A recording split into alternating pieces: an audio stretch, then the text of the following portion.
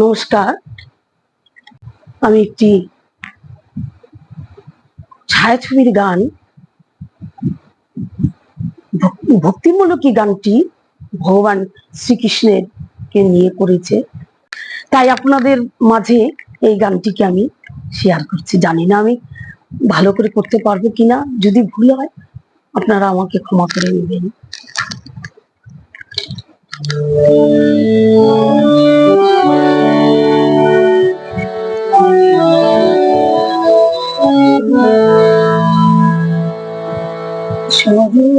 ধুলে ছাড়া চাই না কিছু, আমি